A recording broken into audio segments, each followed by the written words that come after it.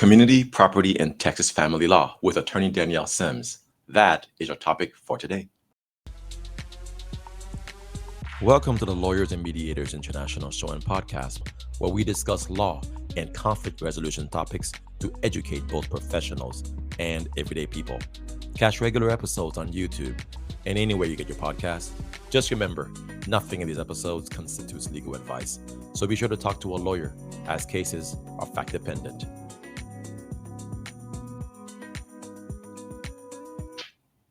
Hey everyone, this is Mac Pierre-Louis, attorney, mediator, arbitrator, and welcome back to lmipodcast.com, where we talk about law and conflict resolution topics. Today, I'm back with attorney Dannielle Simms. Dannielle, how are you doing today? I'm doing well. How are you? Good. And so, Dannielle, welcome back. And last time we spoke on geographic restrictions in Texas family law. Now we're going to switch the topic to talk about community property in Texas family law.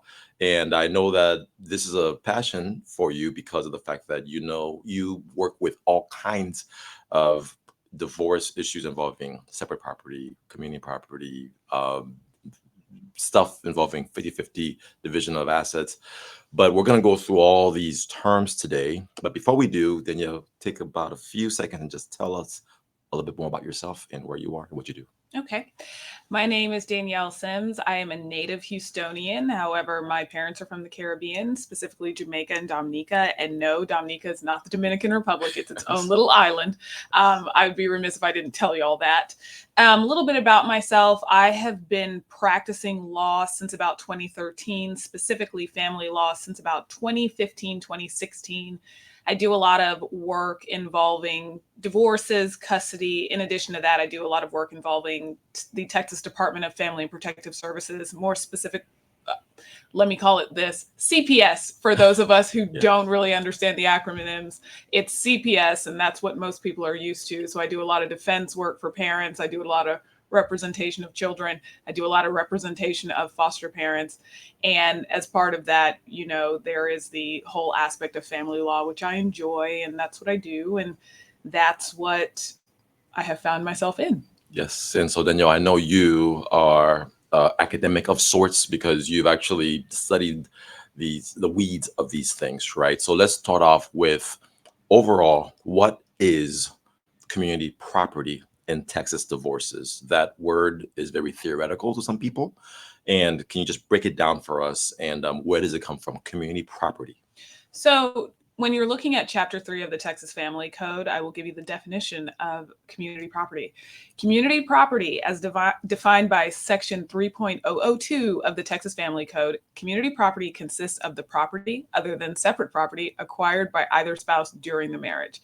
I hate defining words with their own words, but essentially, just in a lay way, it's what did you guys accumulate while married? That is very important, the while married aspect, because there are a lot of nuances to that and a lot of things that people misunderstand, especially when you are actually dealing with marriages where we might be married, but we've been separated a long time, or we are married, but I brought things in that I already have that folks are contributing money to with the community pot. So I think it's imperative that people really understand what community property is as well as separate property. Yes. And so whenever I get a new call from a potential client who wants to talk about a divorce and how they're going to be dividing their stuff, I kind of like to educate them by saying, well, basically your community property is everything, including assets and liabilities, i.e. debts, that's in the marriage. And it's presumed to be both yours because you guys became one flesh when you guys got married. And that encapsulates it. So John Doe, Jane Doe, everything that they acquire is community property during the marriage.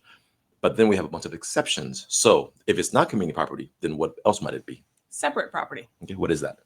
So separate property, again, you will look at Section 3 of the Texas Family Code, more specifically Section 3.001, which defines separate property as a spouse's separate property consists of the property owned or claimed by the spouse before marriage, property acquired by the spouse during marriage by gift, devise, or descent, and the recovery for personal injuries sustained by the spouse during marriage, except any recovery for loss of earning capacity during the marriage.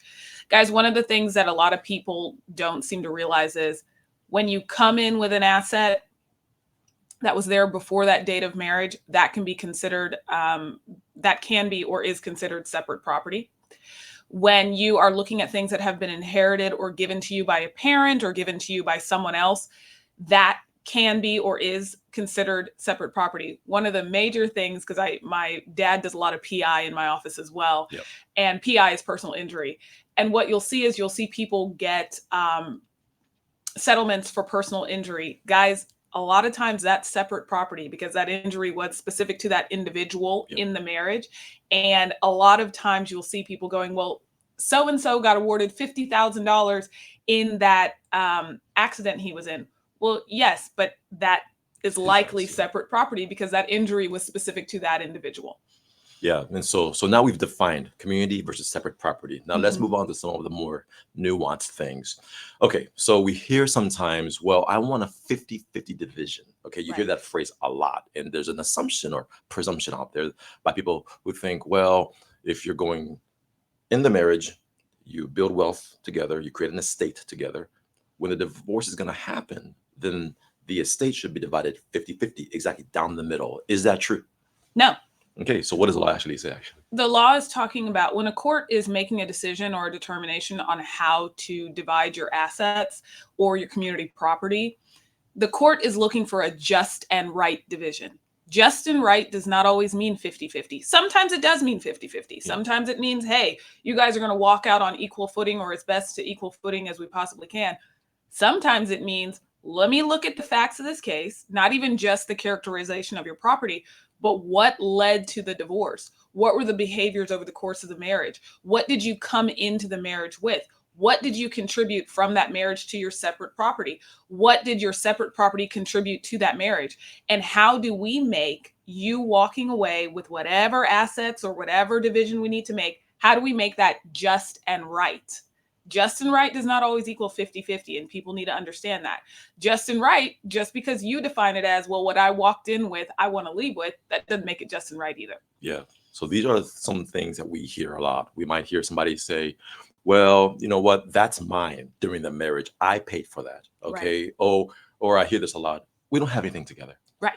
Okay. So let's just go through some of the things that we hear commonly stated to us as family lawyers. But what do you think about that's mine, I paid for that? Is that legal? In a nutshell, no, that's not legal, guys. I'll tell you this, one of the things that I deal with a lot is he or she didn't pay for anything, right? I paid all the bills on that house, so it's mine. I paid all the bills, she didn't pay anything. Well, in the beginning of this, you mentioned that marriage is a coming together. There's a consideration that you guys are one flesh, all of that stuff. I like to refer to marriage as a business arrangement as well, because that's what it is. Marriage is financial planning. It's a business arrangement. It's also for love. I don't want to be that person that's saying that, oh, don't get married, yada, yada. I'm not saying that. My parents married for 40 years. But what I am saying is, guys, it's a business arrangement because you also are merging assets, or you're setting up a situation where you are building an estate. Because once you get married, when you look at that date of marriage, the things that happen after that, I don't care if you're paying for it on your own. It doesn't matter. It becomes part of the community pot. Because you also have to remember that historically, and thankfully we're no longer like this, women weren't working. They weren't. And so what that man was bringing home, and I'm quoting that, what that man was bringing home, that was for the marriage. That was for the estate.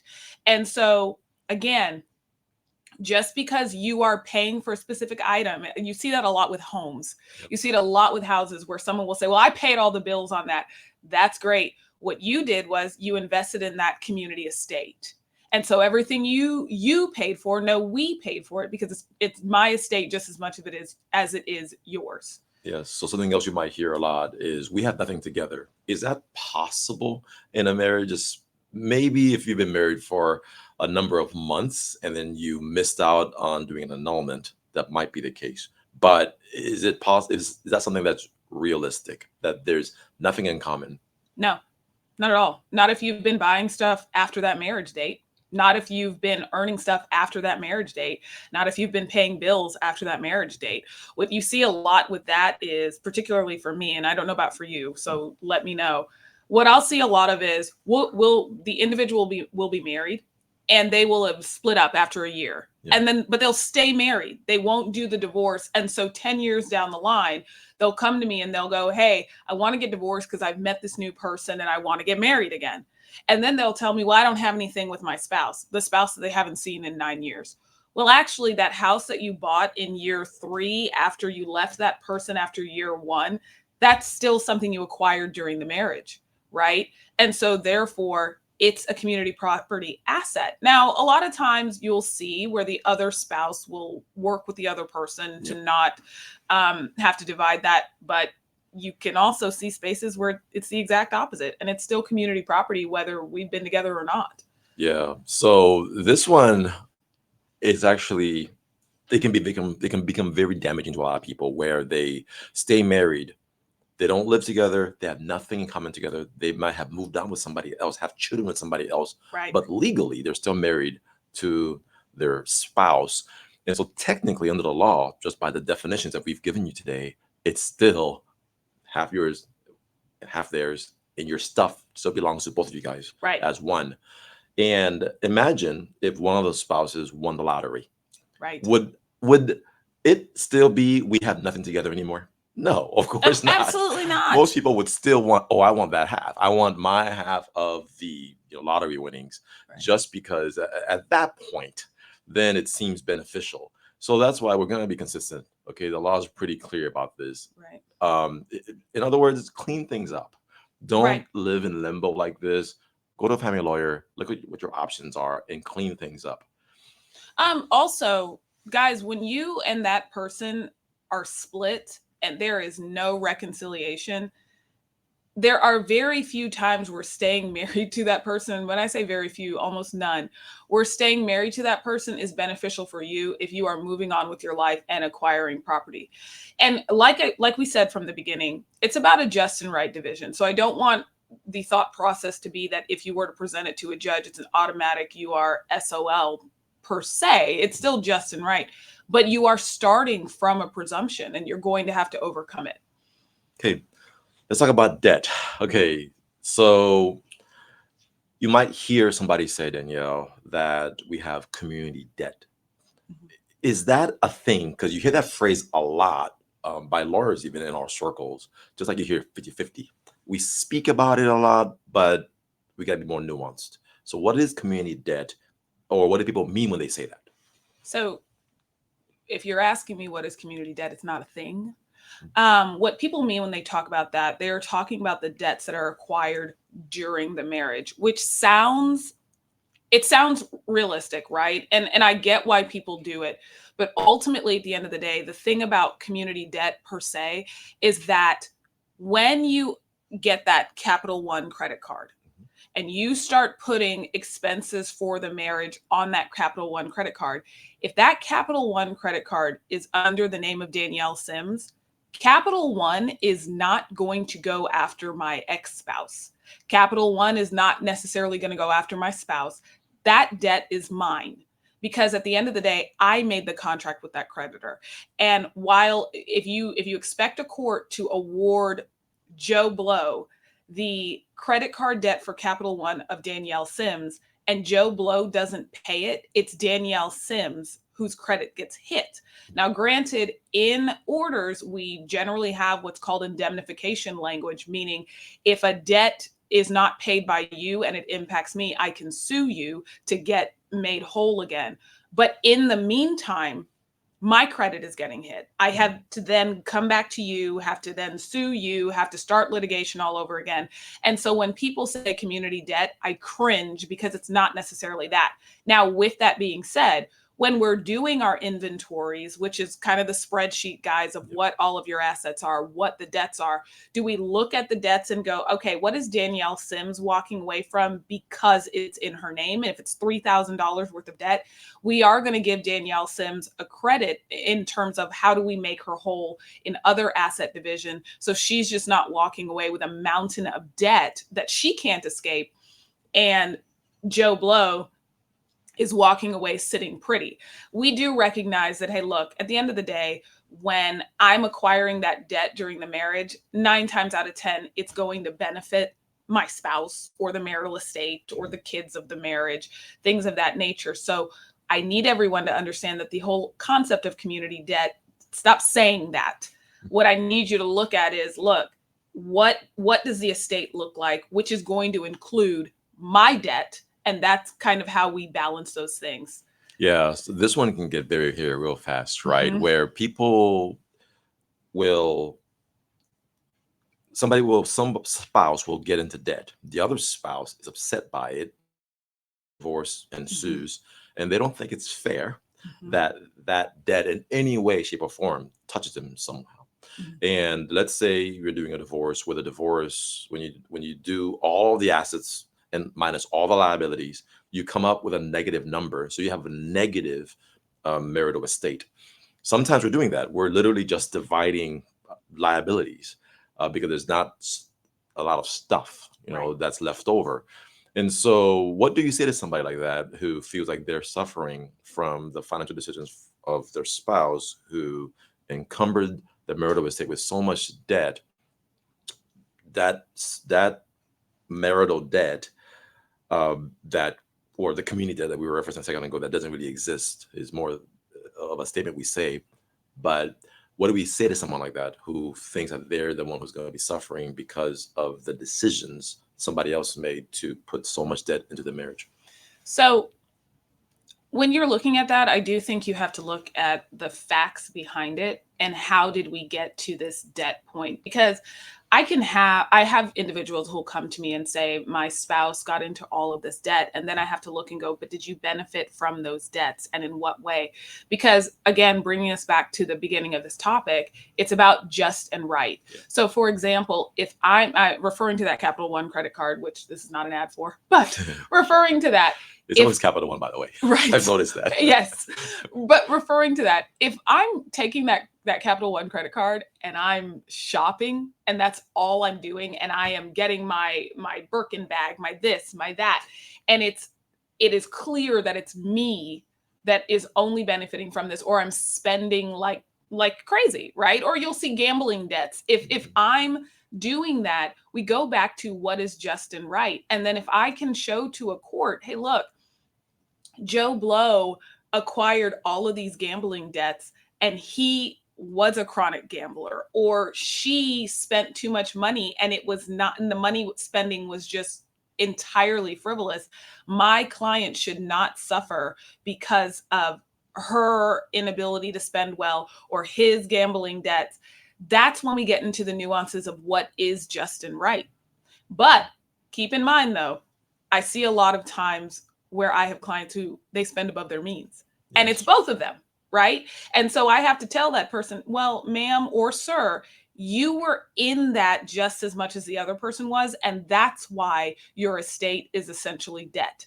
So I can't then turn around and go, well, it was the spouse's fault. Well, you were right there with them when they were doing all of this. You had knowledge of it. Now, when I have clients who don't have knowledge of the other person's spending habits, or don't have knowledge of the fact that they are gambling or doing things of that nature, it makes it different. Which is why, everyone, it's very important to have those hard conversations at the beginning of a relationship, not at the beginning of a marriage, the beginning of a relationship, so you can establish who's financially literate and who is not.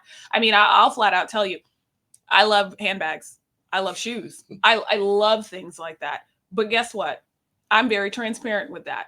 And so for me, I know how to budget. I know how to spend. I know how to do things like that. If I were a person who did not know how to do any of that, and somebody just married me and then got surprised when they saw my handbags, those are the hard questions that you need to be asking folks. Because like I said, marriage, while you do it for love and you do it, for children, and you do it all of those things, it's a business, okay? Because it's merging of assets or the creation of an estate.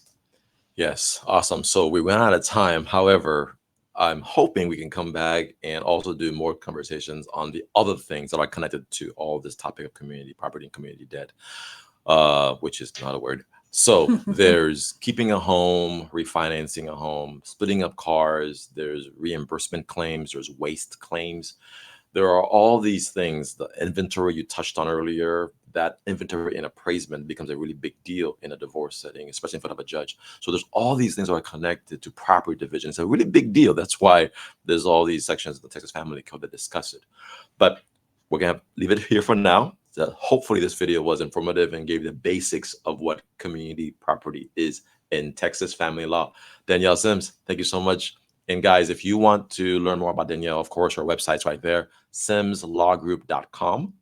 And hopefully people will call you up and check you out. All right.